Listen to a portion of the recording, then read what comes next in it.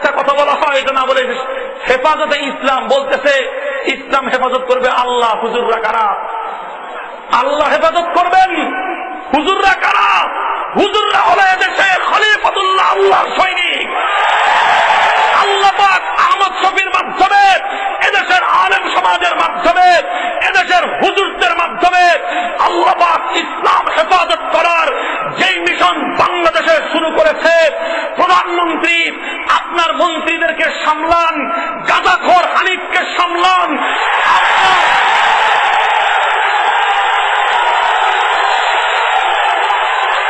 প্রধানমন্ত্রী আইনমন্ত্রীকে সামলান, আইনমন্ত্রীকে সামলান, রাশেদ খান ইনু, রাশেদ খান মেনন, হাসানুল হক ইনু সহ নাস্তিক মুরতাদদেরকে সামলান।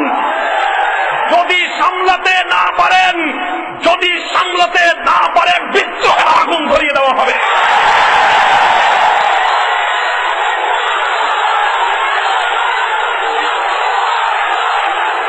মুহতারাম হাজিরিন, আল্লাহ পাক রব্বুল আলামিন আমাদেরকে তৌফিক দান করুন।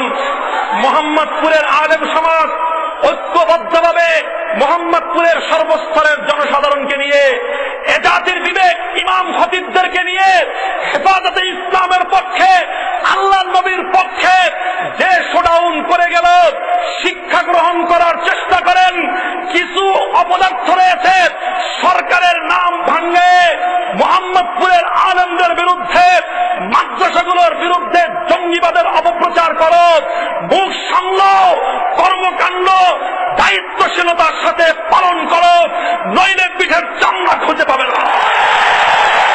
ঐক্যবদ্ধ নেতৃত্বের অধীনে ইসলামী হুকুমত বাস্তবায়ন করা পর্যন্ত এই সংগ্রামকে অব্যাহত রাখার তৌফিক দান করুন।